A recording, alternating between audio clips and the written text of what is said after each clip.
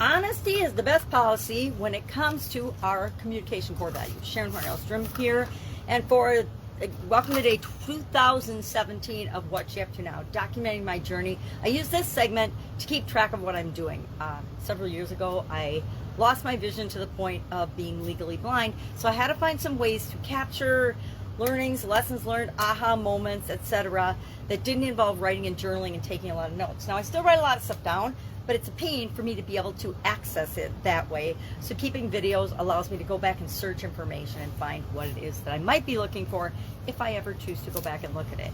So today our idiom for Supersize Your Business is honesty is the best policy. And I talked about that, came from Sir Edwin Sandys, with the Virginia Company way back in the Jamestown settlement. Also, Ben Franklin and Thomas Jefferson are attributed with saying honesty is the best policy, as are probably hundreds of thousands of other people through the decades and through the centuries. So it's up to you to decide if honesty and integrity and truth and trustworthiness, etc., are core values of yours or not. They happen to be core values of mine, probably because I've had to deal with people throughout my life, as all of us have, that aren't very honest, don't have integrity, aren't above board, and are only out for themselves. We're seeing a lot of that nowadays in the world. A lot of people are out for number one and only number one, which, let's be honest, we always have to do what's right for us in any given situation, but that doesn't involve hurting or harming other people. This whole you have to lose for me to win mentality has got to go by the way of the dodo by the wayside, because it's definitely harming our world, our country here in the United States, and the lack of integrity, the lack of honesty, the corruption, the lies, the cheating, the doing whatever it takes to get what you want at all costs, whether it's wrong or right or moral or good for the people that you've been elected to serve or not. Yes, I'm going to talk politics apparently today. Not really. But we're seeing that trickle down in bad ways all over the country now. I mean, it's mind-boggling to me personally, but that's a topic for another day. Today we're talking about honesty in our communication. And I have found over the decades now, because I've been in business for decades, that honesty really is the best policy. Honesty in our contracts, our dealing, our negotiations, our interacting with other human beings. If they know where we're coming from and why we are asking for or communicating what we're communicating, they're much more likely to buy into it than if they think that we have ulterior motives or that we're just trying to get one over on them. We see this in leadership initiatives, right? Especially in corporate America.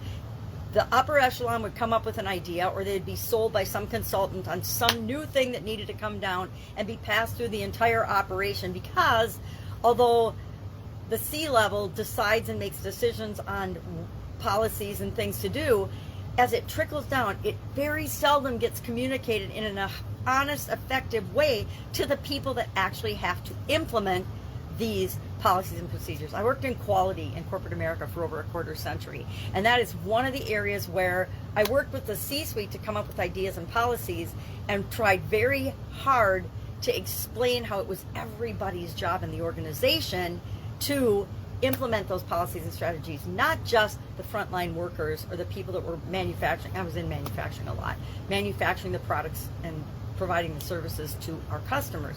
It's everybody's job. It's the customer service representative's job. It's the CEO's job to make sure that his or her processes and procedures and communication, etc., is all honest, above board, etc. So again, I'm digressing to another topic. So today we're talking about core values, and specifically our communication core values as part of this year's Get Your Goals annual challenge. So I read a list of, I don't know, probably 20 or so different possible core values that you might have, because our core values over the course of our lifetime, unless we do an identity change, don't change very much. I mean, every time I do these core value exercises, I might get one or two things that change slightly, but for the most part, what's core and most important to me and my being and who I am as a human being stays the same. It's probably the same since I've been a little girl, right? Probably been the same since I came here to have this human experience. So Our action item today is just to pick and share your three. Just pick three, our top three. And I did it yesterday and I came up with three. And then as I was talking about it this morning, I'm like, well, what about this, this, and this? And what about these three areas that I really would like to see myself improve in? Things like that. So it's the purpose of the exercise is to stimulate our thinking. It's to become more self-aware of what really is important to us, and then check in with how is that going to impact how I set my communication goals for this year, etc. So that's it. Heavy sigh, deep breath. I overslept this morning. That always gets me a little bit discombobulated. So if you've got any questions about offline or online businesses, if you need help with anything, I've actually been in business for 50 years. Someone asked me today or yesterday, and I was like, oh my God. I started my first business when I was 13. I've been in business for 50 years. That's 5 freaking decades. And simultaneously, over a quarter century of that in corporate America as well.